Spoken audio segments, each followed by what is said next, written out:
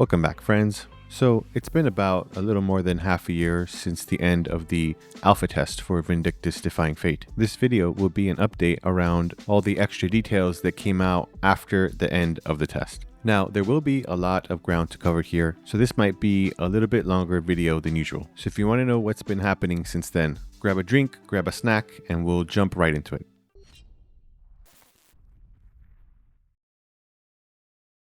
Alright, so the alpha test was somewhere in June of 2025. I believe it was at some point towards the towards the end of the month. And the alpha test was within a span of 8 days. And I think a lot of people were able to get into the test this time as opposed to the pre-alpha, which did have a whole lot of technical issues preventing people like myself from actually being able to get in and play. But this time around, I think a lot more people were successful in getting in and able to test out the battle mechanics and the game overall. So what we're gonna jump into first is what was shared in the Discord channel, which is a post-alpha update and a thank you from the development team. So on June 27th, the Vindictus Defying Fate team on their Discord channel did share a post-alpha update, and they did just want to say a big thank you to everyone who was able to join and share all their comments and feedback from the test, as well as talking a little bit about what they were involved in regards to preparing for the alpha test. So the main purpose of that alpha test was to test the overall structure of the game along with some other specific pieces of content. So unlike the pre-alpha test, this version allowed players to go through the tutorial, customize their characters, play inside the village, and also progress through the story mode. Also, we were able to see and test out some other systems such as the follower system, the new combat areas, co-op boss battles, and also the fitting room feature.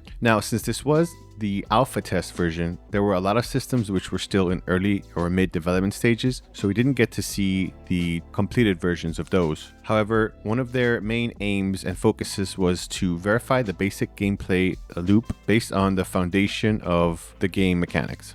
And they say that throughout this whole process, they were able to gather a lot of criticisms and valuable feedback, as well as a lot of encouragement and support. And they did mention that because a lot of the feedback was based on each individual user's experiences and perspectives, they received a diverse range of opinions. And of course, some of those are going to conflict with each other. However, they said they were able to pinpoint a lot of the feedback down to 3 key points. And the first of those is optimization. So to start with, they are acknowledging that although there were a lot of other shortcomings with the system and the graphical engine, they are taking accountability for the fact that the optimization was extremely poor this time around and led to a lot of bad experiences playing the game. They mentioned a lot of numerous instances where there was a lot of low frame rates, sudden lag, and situations where the controls would fail to meet the timing that was necessary to have a fulfilling combat experience,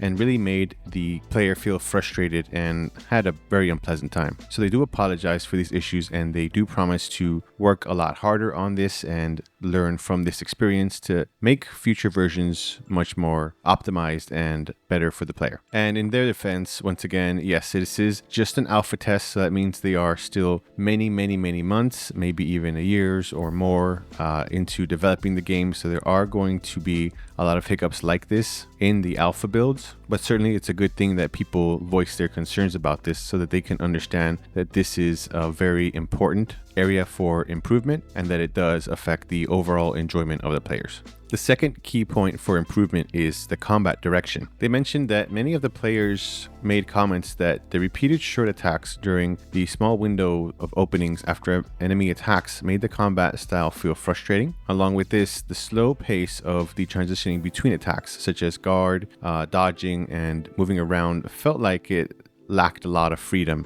And a lot of people mentioned that the pace of the action combat felt really heavy and overly restrictive. There were a lot of people that also said that the light hits ended up leading to scenarios where they could get incapacitated very easily, and also that due to the limited number of healing items like the flasks, it created a very discomforting gameplay experience. They also mentioned that the fast, consecutive, or even those irregularly timed attacks from boss enemies made the combat issue even worse. And a lot of people also questioned whether or not the difficulty level for some of the early game bosses was even necessary at that point. So before I go any further, I'm going to give my personal opinion on this. I really didn't suffer that much in combat. I do have a video on some of the gameplay and my experience with the game. And although it was somewhat challenging, it didn't feel overly difficult to me. However, I think this is going to vary depending on your level of skill, your level of experience with these types of action games. And of course, will also depend on a lot of other factors. But generally speaking, I felt like this was somewhat an easy to moderate difficulty for the bosses at this level of the game. And so maybe I don't personally agree that that's true or not. But again, I am just one person, a single player. And they did mention specifically that they got these types of feedbacks from many players. So obviously it is something that is making players frustrated. They say that they generally agree with these opinions, and they've been discussing what type of action style would be most fitting for the game. And in the end, they concluded that the combat should feel a bit lighter and more dynamic than what we experienced in the alpha test version. So once again, since this is the alpha test, this type of gameplay action style isn't guaranteed. So although I did enjoy it, what I can agree with was it did feel a lot heavier and weightier than, let's say, the OG Vindy does. But I also didn't dislike that either. So at the end of the day, I think it's up to the devs to decide how exactly they want their action combat style to be. So that's just something we're going to have to wait and find out more about on the next test. Now, what they do specify here, though, is that they're not simply saying that attack animations should become faster and that they plan to improve things like responsiveness and fluidity between the actions and attacks. And they're also looking into control mechanics that can allow certain attacks to continue even when you're hit or interrupted, depending on the character's mechanics and situation. So for example, maybe we can think of something like a iron armor effect or invincibility effect, where even though you get hit and you take damage, you won't necessarily be interrupted, so that your combo can continue smoother and easier. They mentioned that rather than just focusing on making players memorize enemy attacks and attack patterns, they're hoping to develop combat where players can enjoy reacting with quick and intuitive responses. They say they plan to build a system that allows players to aim for impactful, heavy blows or combos based on growth and skill, instead of just being limited to the same type of short attacks. They also plan to work on improving skill usability and value, so something like an update to the actual type of skills we can use, when we can use them, and how they affect our character and in combat, and ways to reward precision attacks and action mechanics to create more enjoyable combat overall. And now the third and final key area for improvement is the hit impact. And they say the lack of hit impact is something the development team has also strongly agreed with. And they do mention that this is something they should have and could have done much better on. And they take full responsibility for not being able to implement this in a better way. And ways that they are improving on this, they are including camera effects, visual effects, hit stops, and other technical elements so that the hits feel more impactful. They're improving not just the impact players feel when attacking enemies, but also the feedback when taking hits on both sides. And regarding sound effects, they are making a lot of improvements on this after hiring a new sound designer. However, they do acknowledge that the sound was still in an unsatisfactory state during the alpha test. Besides those 3 points, there were a few other aspects that they are reviewing and looking to improve on based on our feedback. For example, they are planning to remove the campsite resting feature, and rather than that, they may enable an automatic recovery and add other options to adjust the intensity of physical effects. And finally, a lot of the elements that were temporarily applied in the game are still in development and will gradually be refined into something a little bit more final in the future. And then at the end of that, they do have something of a reflections on the alpha test, where they talk a little bit about what went into getting this ready for the Steam Next Fest. And they mention how they put together what they thought was the final version many different times, only to be met with new issues to try to fix and make the build new once again. And at one specific point, they received a report that the game wouldn't run on specific graphic cards. And so they went out very quickly to find one on short notice to see if they could get it to work. However, even after all that, they weren't able to recreate the issue, and so troubleshooting that was much more difficult than anticipated. Finally, after a myriad of different attempts, they found out that it was a very common issue in the engine version that they were using, and they were partially able to resolve it in the nick of time. Besides that, they encountered a bunch of other issues, like login failures, account restrictions, and other issues that weren't caused by the game itself, but by other external systems. Lastly, they do give a sincere apology for all the issues that many of the players encountered, as well as a huge thank you to all the players who were able to test out the game and provide all of that valuable feedback. Regarding the fitting room, which is essentially the avatar or dress-up scenario for your character's customization, they promise that they plan to significantly increase the types of world appropriate outfits in future builds, but not necessarily getting rid of the ones that were enjoyed by most other players that may not be specifically world appropriate. In regards to those who don't want to be pushed out of the lore accuracy of the game, in co-op mode they are considering adding an option that allows players to display the default outfits, so you don't have to see the designs that don't match the game settings. They mentioned that the gesture list was temporarily assembled for the system testings, and some of the gestures didn't quite match or had some really awkward movements. Obviously, these will be fixed and updated in the future. Additionally, a lot of the other features like followers, Calbram supply, ability, and item drops were specifically made for this test version,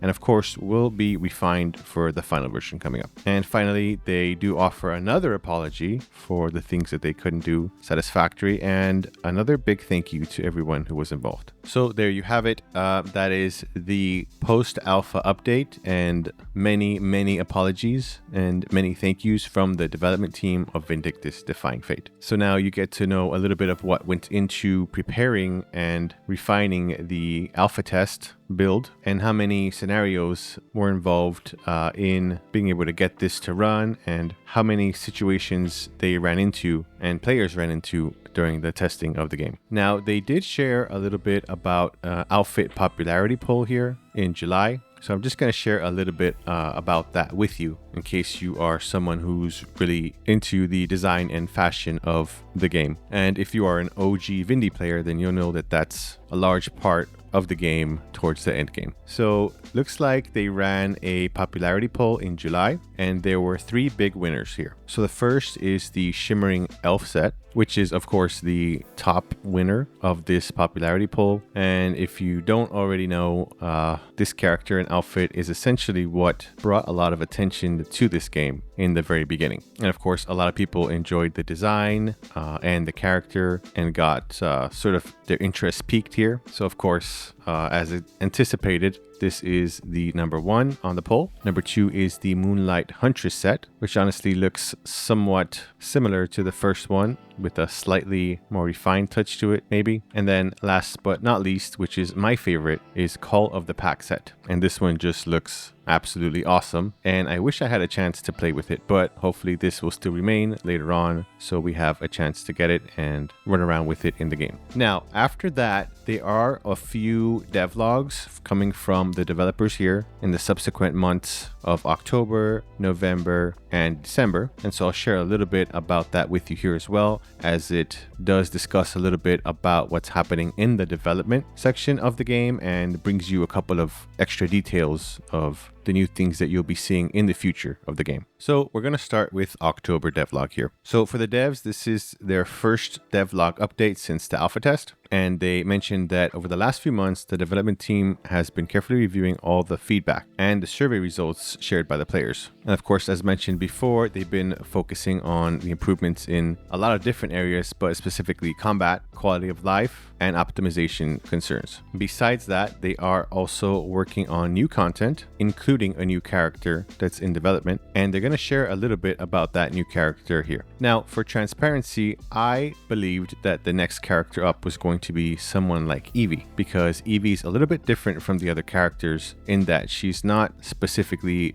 melee based. She's more of a long-range magic user, and also somewhat of a healer in the original Vindictus. And it was my consideration that they might add something of a support or magic user to the already existing roster because most of them are already heavily melee combat based characters. But turns out I was wrong. And here they are going to be telling us about the next character, which is the 5th character in the roster, who is Arisha. Now, Arisha is a magic swordsman, so essentially a spell sword, if you know him that way, who uses her supernatural energy to enhance her blade in combat. And they're saying that Arisha is going to have a distinct combat style, which is unlike anything we've seen from the rest of the current roster, and they are working and testing and refining her design and her combat mechanics. They currently don't have a planned date to show her off, but they are working diligently on polishing her up and making her fit into the world. And here you'll see a design here of Arisha, not great quality, but it's the best I can get,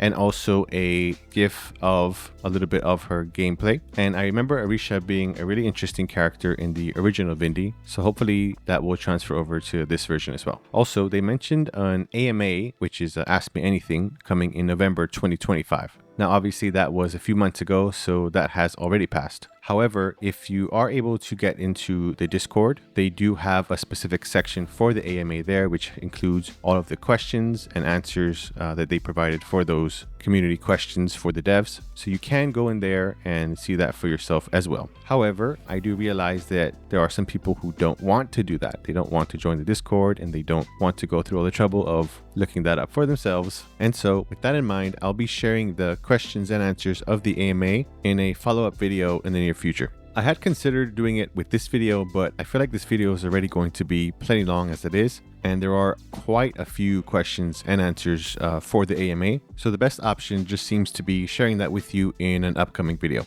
And then we jump into the November devlog. They make a little mention of the AMA and about how much chance they had to engage with everyone in that, and they're very grateful for all of the participation and all the enthusiastic players who were interested in sharing their thoughts and asking the devs a lot of questions that they were curious about the game. Now, they let us know a little bit about development, progress, and the direction of the game. They state here that the development seems to be about halfway done. The entire development team is working hard for the many people waiting for a game. So when they say that about halfway done, you just have to consider from the point of the very first pre-alpha test and a little before that, because I'm sure they were working hard to just get that build off the ground, and then try to pinpoint from there until the future moment they'll actually release the game, which is a little hard to do, but I'm gonna go out on a limb here and say something like 2 years more or less until the game is fully completed and finalized. But that doesn't mean we won't hear anything or see anything about it until then, because more than likely we'll see a beta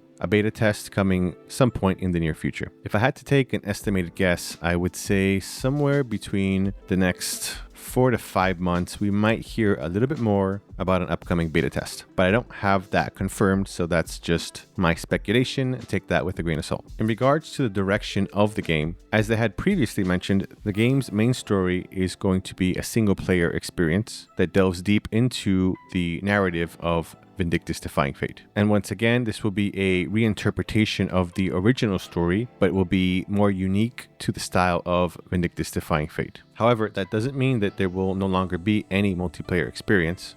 Simply that this is going to be planned as a separate content. So this will still be available, but once again, the main focus will be on a story-rich single-player experience with multiplayer aspects alongside it at some point. In regards to controls, they made mention in their AMA that they do not specifically plan to support any type of dedicated keyboard-only mode. However, rather than that, they are developing the feel and usability of both a controller and the keyboard and mouse combination separately to ensure an enjoyable gaming experience. So that way, no matter which version of the controls you use, it should still hopefully be an enjoyable gaming experience.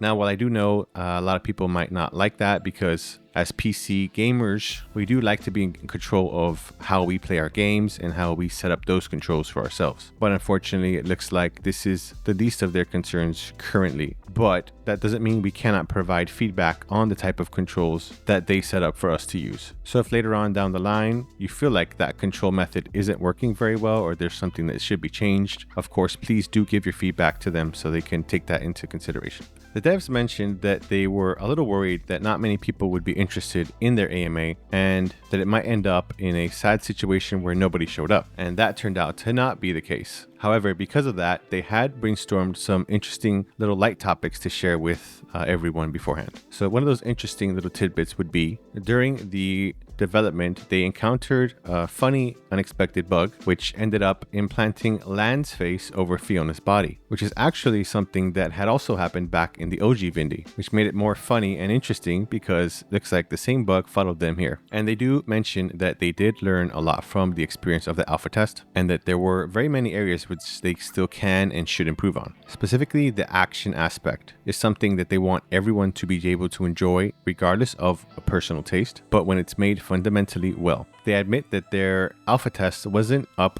to that level, but the future development promises to fill in on any missing parts. Another funny little tidbit is the dev team's go-to menu. So the dev team has a tradition where they gather team members in groups of 6 for a regular meal, and whenever this happens, everyone gets to talk about what they would prefer to eat. In many cases, everyone prefers to eat Chinese cuisines, and at this point, the director insists that he's eaten enough of Chinese food for a while. I don't know about you, but I love me a good Chinese food. General Tso's chicken and some chow mein is a perfect dinner for me. And finally, for this devlog is a section talking about Rocheste, which is another and much larger area in the game. And Rocheste is a massive city, which is the headquarters to the Royal Army Knights. Rocheste has been historically safe from any type of invasions from Fomors due to its geographical advantages. And while it may seem like a thriving, charming city, it does have a dark side hidden in the shadows. So we'll get to know a little bit more about this city in future gameplay. And now there was a December devlog, but it was mostly just showing off a little bit of the NPCs that we may have already encountered and getting to know a little bit more about them. So I didn't particularly feel the need to add that in here, but once again, if you're interested in learning a little bit more about those NPCs, please go ahead and visit the Discord, and there is a section there for the game updates where you can find these devlogs as well. Finally, now that we're just out of January, there is the January devlog that just dropped. And in this devlog, they are discussing a little bit about another region called Ainle and what to expect from that area. For example, what type of enemies might we encounter? What's the story behind what's happened there, and what secrets will be uncovered. So the island region will be a place dominated by dark and a desolate atmosphere. However, back in the days, Ainle was a city that was even larger than Cologne. However, this once peaceful and prosperous place was reduced to ruins overnight due to a mysterious incident, and looks like we'll be the ones to uncover the hidden truth. And here you'll see a couple of screenshots of how the city looks, and here you'll see a couple of the enemies that we'll be going up against. And here are also a couple of short videos of the works in progress. So there you have it. Those are all the updates for now, and we do have a lot to look forward to here. And so I think the most important part of all of this is that the devs have been paying a lot of attention to our feedback and are willing to make adjustments as necessary. Once again, for me personally, I didn't have too much trouble or too many issues with the combat. I thought it was sufficiently challenging and enjoyable. However, once again, just because my perspective is one way doesn't mean they're not going to change it up a little bit. Once again, it was still an alpha test, which means there was a lot of works in progress, and maybe they just haven't gotten the feel of the combat down the way they want it. Even if we may not be particularly pleased with the changes, they do still have to take the feedback into consideration and try to find a happy medium where everyone can enjoy the game. The things they were working on: optimization due to a lot of poor performance for the games and players, combat direction to try to figure out exactly